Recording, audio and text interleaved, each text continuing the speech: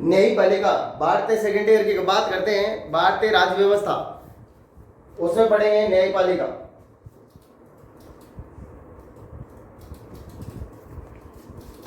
न्यायपालिका क्या पढ़ेंगे? न्यायपालिका, कार्यपालिका, व्यवस्थापिका और न्यायपालिका।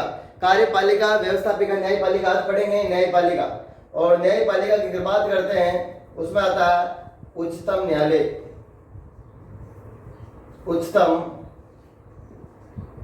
न्यायालय क्या है? उच्चतम न्यायालय।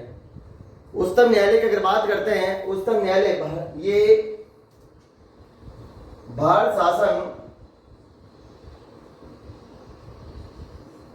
शासन अधिनियम, भारत शासन अधिनियम 1935 के तहत, भारत शासन अधिनियम 1935 के तहत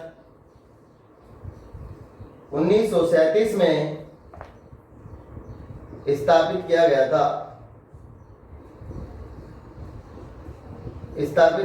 था। जिसका नाम था संघीय न्यायालय।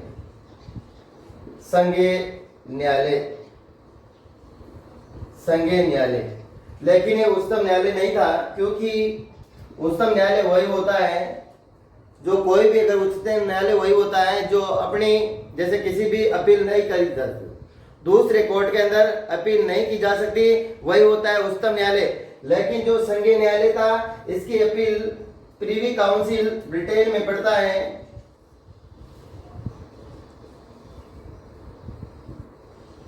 प्रीवी काउंसिल ब्रिटेन में प्रीवी काउंसिल थी, उसमें संघीय न्यायालय की अपील की जा सकती थी।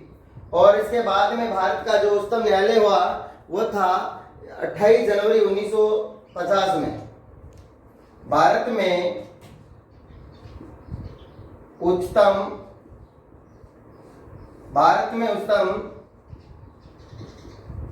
न्यायालय की स्थापना 28 जनवरी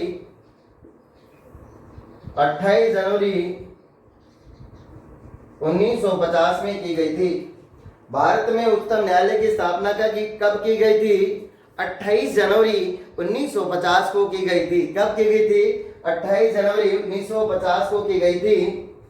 इसके बाद में दोस्तों नेक्स्ट बात करते हैं, उच्चतम न्यायालय में कितने न्यायाधीश थे? उच्चतम न्यायालय में कितने न्यायाधीश थे? उच्चतम न्यायालय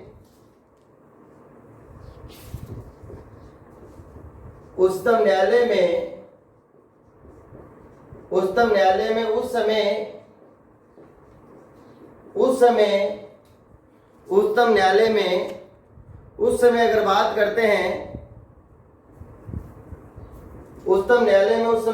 करते हैं, उस समय न्यायाधीशों की संख्या अगर बात करते हैं 7 न्यायाधीश व एक मुख्य न्यायाधीश,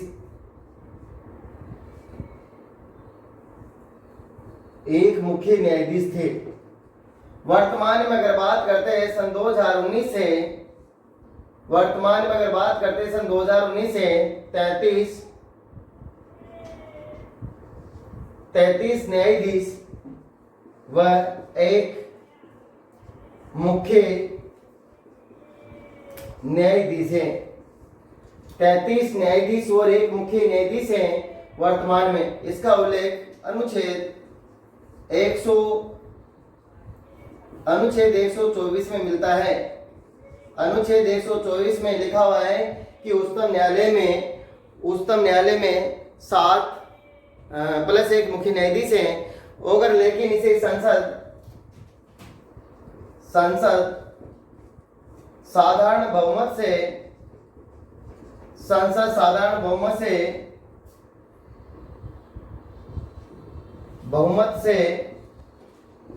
प्रस्ताव पारित करके इनकी सदस्य संख्या को इनकी सदस्य संख्या को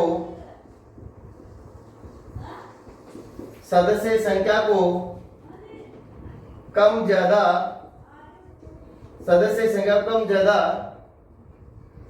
कर सकती हैं, संख्या को कम ज्यादा कर सकती हैं।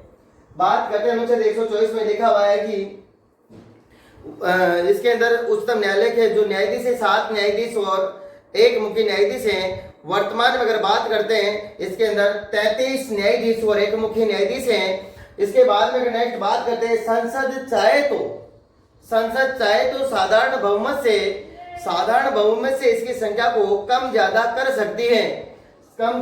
सकती है, ये अनुच्छेद 124 में लिखा हुआ है। और न्यायाधीशों की नियुक्ति राष्ट्रपति के द्वारा की जाती है। न्यायाधीशों की नियुक्ति राष्ट्रपति के, मुख्य न्यायाधीश की नियुक्ति कौन करता है? राष्ट्रपति। मुख्य न्यायाधीश की नियुक्ति कौन करता है? राष्ट्रपति। और अन्य न्यायाधीशों की नियुक्ति भी राष्ट्रपति करता है, लेकिन वह सीजेआई से सलाह लेता है। मुख्य chief justice of India CJI से सलाह लेता है। चीफ जस्टिस ऑफ इंडिया न्यायाधीश, मुख्य न्यायाधीश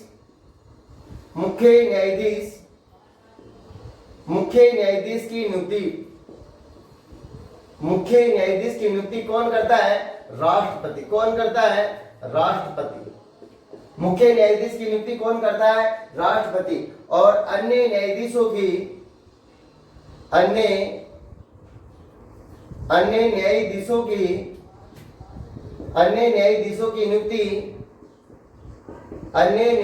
की नियुक्ति भी राष्ट्रपति करता है। अन्य न्यायाधीशों की नियुक्ति भी राष्ट्रपति करता है, लेकिन वह सीजेआई सर्वोच्च न्यायालय के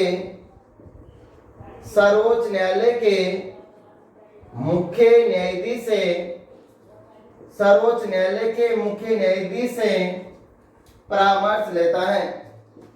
सर्वोच्च न्यायालय के मुख्य न्यायाधीश से परामर्श लेता है।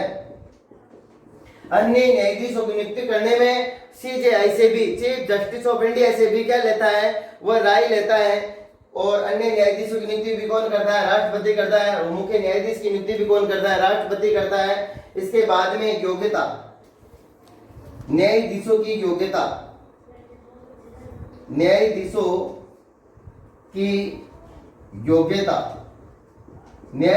योग्यता की अगर बात करते हैं, किसी भी नंबर 1 किसी भी उच्च न्यायालय में 5 साल तक 5 वर्ष तक न्यायाधीश रहा हो। 5 वर्ष तक न्यायाधीश रहा हो। नंबर 2, किसी भी उच्च न्यायालय में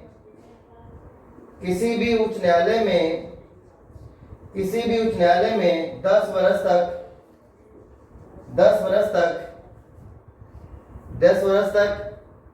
वकालत की हो। 10 वर्ष तक वकालत की हो, एडवोकेट रहा हो, वकालत की हो। नंबर 3, राष्ट्रपति की नजर में पारंगत हो। राष्ट्रपति की नजर में